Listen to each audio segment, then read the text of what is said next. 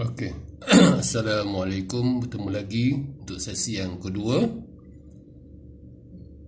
Di bawah tajuk bagaimana rotating magnetic flux ataupun flux magnet berputar boleh terhasil dalam mesin elektrik 3 fasa. Jadi di sini kalau kita lihat terdapat dua gelung. Saya lukis di sini ada dua gelung. Gelung yang pertama itu yang telah kita lihat sebelum ini adalah kita panggil fasa R, sebab dia ada 3 fasa. Jadi dia ada fasa R yang pertama. Kemudian fasa yang kedua kita namakan fasa Y. Dia diletakkan pada sudut 120 darjah daripada gelung R. Jadi gelung Y itu diletakkan pada kedudukan 120 darjah daripada gelung R. Jadi di sini R, di bawah tu R tanda atau R dash, dan 120 darjah daripada R tu kita ada pengalih Y, daripada gelung Y, dan di belakang sana Y tanda atau Y dash. Jadi sebenarnya dia ada lagi satu gelung, sebab dia 3 fasa, jadi 3 gelung R, Y, dan satu lagi gelung terletak pada sudut 120 darjah daripada gelung Y. Kita namakan gelung B. Jadi R di sini untuk rajah yang ini kita lukiskan bulatan yang atas tu adalah R, yang bawah tu pengalih R dash. Di Y tu di sini bulatan untuk Y atau pengalih Y. Di sebelah sana bertentang itu Y tanda, Y dash. Di kedudukannya kita nampak jelas di sini 120 darjah daripada R. Y itu berada 120 darjah daripada R. Jadi untuk satu lagi gelung B, bermakna kedudukan B berada 120 darjah daripada Y. Kalau kita lihat rajah yang berikutnya ni, sebelum tu, jadi setiap gelung ni mendapat bekalan masing-masing. Gelung R dia mendapat bekalan daripada fasa R. Ada bekalan AC kat situ yang masuk kepada gelung R. Dan satu lagi punca ataupun source atau bekalan, kita panggil bekalan fasa Y, dia akan disambung kepada gelung Y. Begitu juga untuk yang ketiga, dia ada satu lagi bekalan yang kita panggil fasa B. Jadi untuk lebih jelas, saya warnakan R tu dengan warna merah, red. Y itu ada kuning, yellow, dan B biru, blue. Ini dia. B itu berada 120 darjah daripada, diletakkan 120 darjah dari Y. Jadi tiap-tiap satu gelung tu berbeza fasa sebanyak 120 darjah. R dengan Y kedudukan dia 120 darjah, Y dengan B juga kedudukan dia diletakkan 120 darjah perbezaan dia.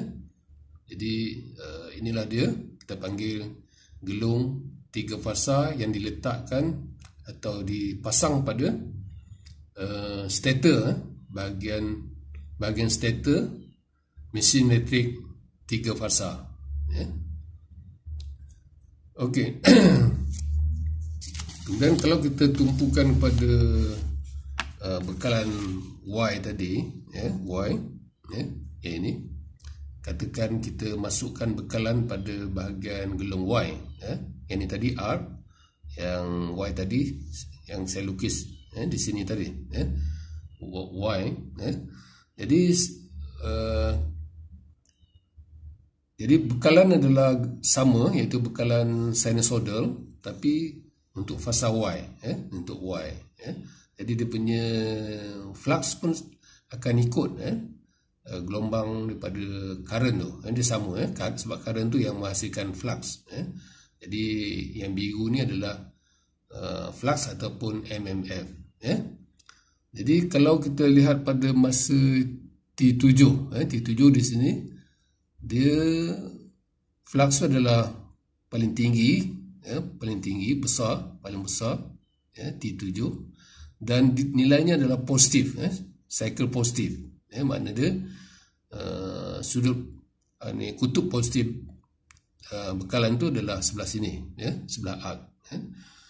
Sebelah kalau Y, sebelah Y sini, Y. Jadi bekalan positif Y dia masuk, jadi kita tandakan pangkah atau cross kat situ, itu menandakan harus masuk ke dalam. Dan di Y tanda tu dia hujung lagi satu, dia keluar, dia keluar dalam pengalih yang lagi satu, dia keluar. Jadi dia punya flux dia, kutub utara dia adalah dia mesti bersudut tepat dengan rentang gelung Y tu, sama macam yang asal tadi untuk gelung R, gelung R, macam ni. Ini adalah yang kita dah lihat sebelum ini. Sebenarnya itu adalah gelung R, kita andaikan sebagai gelung R, dia tegak macam tu.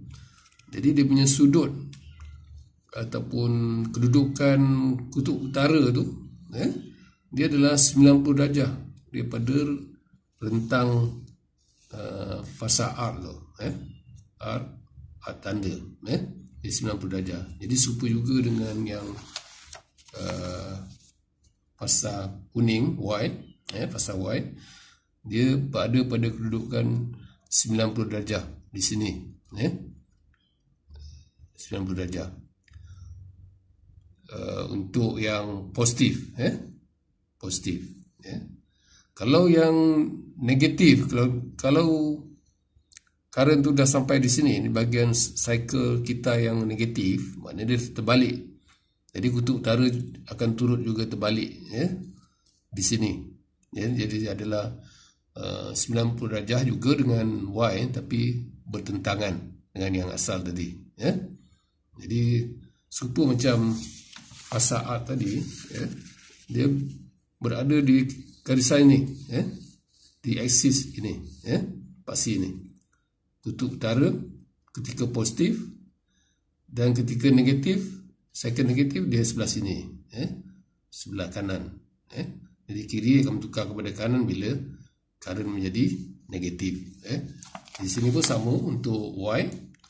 Kalau yang positif dia ke sana, arah dia, dia mesti 90 darjah daripada rentang Y tu. Okey, itu untuk Y. Untuk B, untuk B, kedudukan B adalah 120 darjah daripada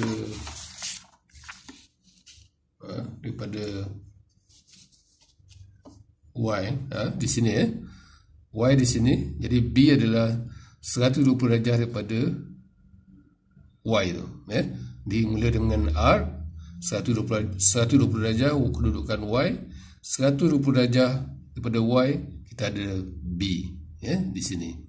Jadi bila kita masukkan bekalan, sambungkan bekalan, jadi pada masa cycle positif di sini, ni adalah current daripada fasa B, yang mengalir pada gelung B.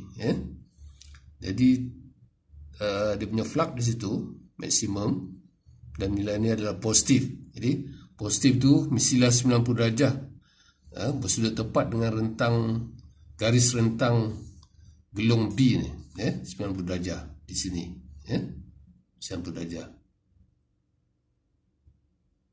Jadi kalau di bahagian negatif pula, dia akan bertukar. Jadi kutub utara di sebelah sini.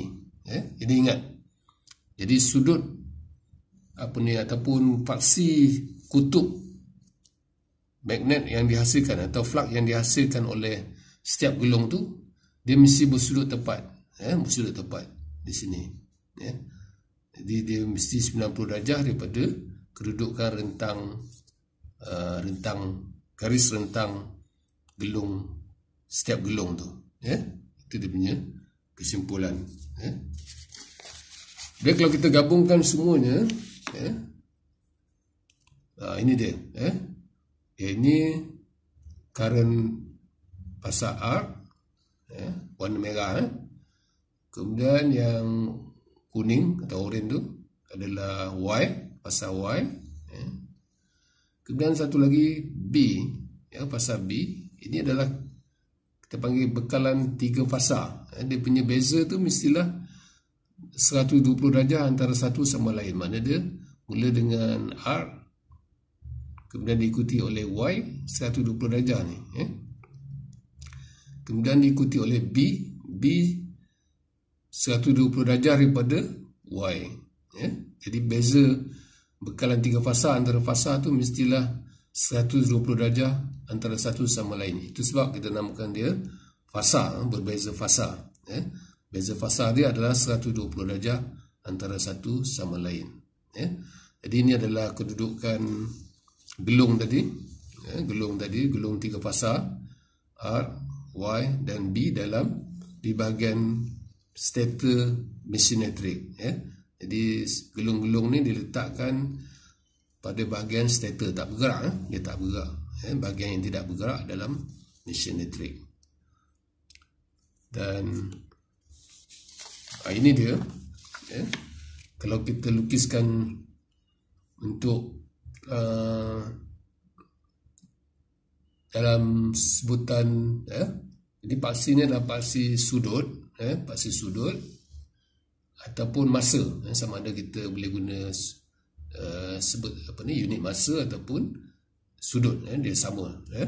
Jadi mula pada kosong, 30 darjah, 60 darjah, 90 darjah, 120 darjah. Jadi kita nampak perbezaan fasa merah R dengan Y itu adalah pada beza dia 120 darjah. Dan B di sini 240. Mana dia beza fasa antara Y dengan B itu adalah 120 darjah. 120 darjah hingga 240. Jadi jumlah tu, beza tu adalah 120. Okey, nanti kita akan lihat lebih lanjut bagaimana paduan flux yang terhasil, atau medan magnet yang terhasil, flux magnet yang terhasil pada setiap sudut tu. Kita akan lihat lebih detail, lebih terperinci. Katakan di kosong, pada sudut kosong darjah, flux daripada yang ini datang daripada B, flux datang daripada B. Yang ini datang daripada Y, flux yang datang daripada fasa Y. Yang ini flux magnet yang dihasilkan oleh R. Jadi yang ini dia sama bentuk, sama dia punya masa itu sama, R. Dia akan menghasilkan flux magnet R dia yang ini. Jadi pada kosong, sebab current kosong, jadi flux dia kosong. Tapi pada 30 darjah kita nampak R ada nilai positif, dan yang ini B kan, B. Jadi pada 30 darjah flux yang dihasilkan oleh fasa B dengan A tu sama, pada titik yang sama, dia sama tinggi tu. Tapi untuk Y dia negatif. Kalau kita perhatikan, flux yang dihasilkan oleh Y adalah negatif di sini. Nanti kita akan lihat satu persatu, tiap-tiap sudut tu kita lihat dia punya paduan, paduan ketiga-tiga flux magnet daripada 3 fasa tu. Kita akan lihat lebih detail lagi, lebih terperinci. Jadi kita berhenti setakat ini dulu. Jadi kita sambung pada sesi akan datang. Assalamualaikum.